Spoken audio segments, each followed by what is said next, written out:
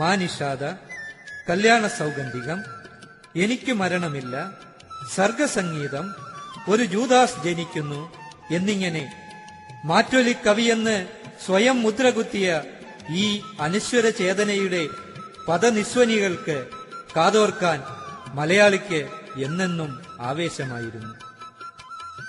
തീചക്രവാള സീമകൾ കടന്ന് രക്തവ്യൂഹത്തിനിടയിൽ പുകയുന്ന അഗ്നിപർവ്വതങ്ങൾക്കുള്ളിലെ പവിഴത്തെയെടുത്ത് പറന്ന കഴുകനെപ്പോലെ കാലം കൈരളിയുടെ പ്രിയപുത്രനെ കൊത്തി പറന്നകന്നു.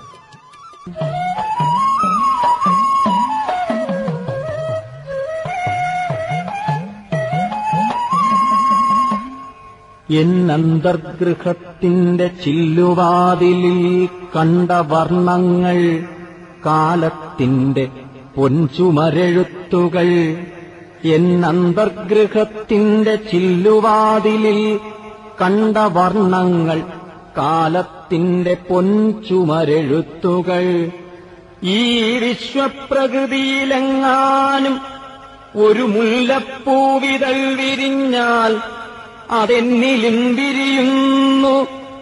കാട്ടിലെ കതിർ കാണാ കിളിപാടിയാൽ, മുളങ്കൂട്ടിലെ തത്തമ്മയ്ക്കു നൊമ്പരം വിതുമ്പിയാൽ വന്നലച്ചീടും, പിന്നെ മറ്റൊന്നായി രൂപം കൊള്ളും. എന്നന്തർലോകത്തിൽ ആ ഗാനവും വിതുമ്പലും.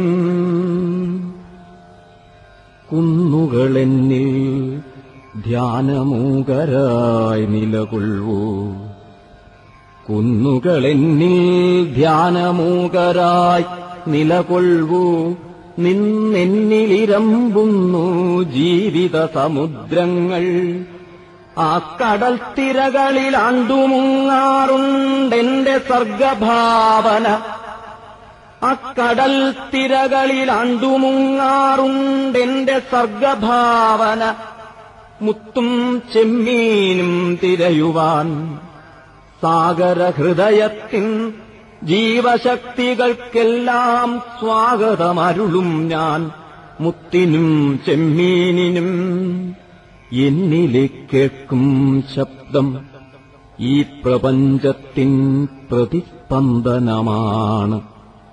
എന്നിലെ കേൾക്കും ശബ്ദം ഈ പ്രപഞ്ചത്തിൻ പ്രതിസ്പന്ദനമാണങ്ങനെ മാറ്റൊലിക്കവിയായി ഞാൻ.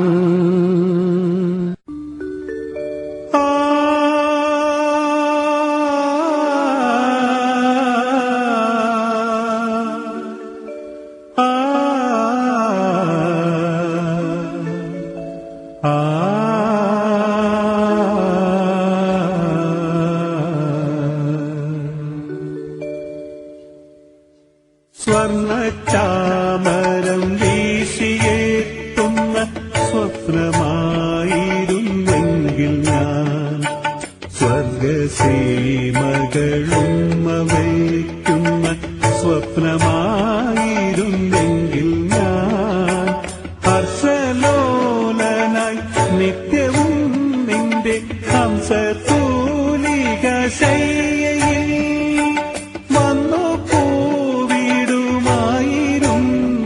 ഞാൻ എന്നുമീ പർണശാലയിൽ.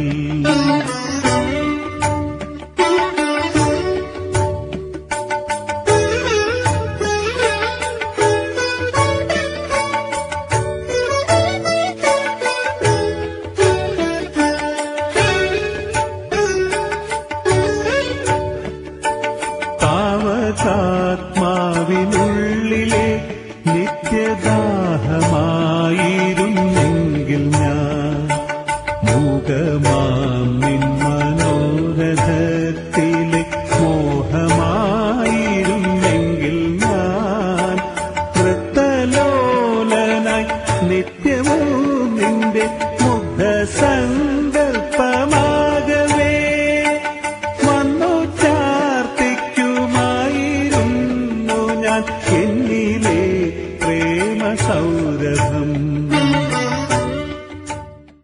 1975 ഒക്ടോബർ 27 തുലാം 10 ലെ ചരിത്രപ്രസിദ്ധമായ വയലാർ രക്തസാക്ഷി ദിനം. ആ ദിനത്തെ തന്റെ ദേഹവിയോഗത്തിന് നിർധരരുടെ പൂങ്കുയിൽ തിരഞ്ഞെടുത്തു. വിപ്ലവാശയങ്ങൾ നെഞ്ചിലേറ്റിയതിന്റെ പ്രത്യുപകാരമായിട്ടായിരിക്കാം. മനുഷ്യത്വത്തിന്റെ മൂശയിലൊതുങ്ങാത്ത എല്ലാ സമ്പ്രദായങ്ങളെയും തൂലികയെന്ന പടവാളുകൊണ്ട് ശുദ്ധികലശം നടത്തിയ വയലാർ കൃതികൾ ആശയസമരത്തിന്റെ ഉണർത്തുപാട്ടുകളായി അജയ്യമായി നിലനിൽക്കുന്നു.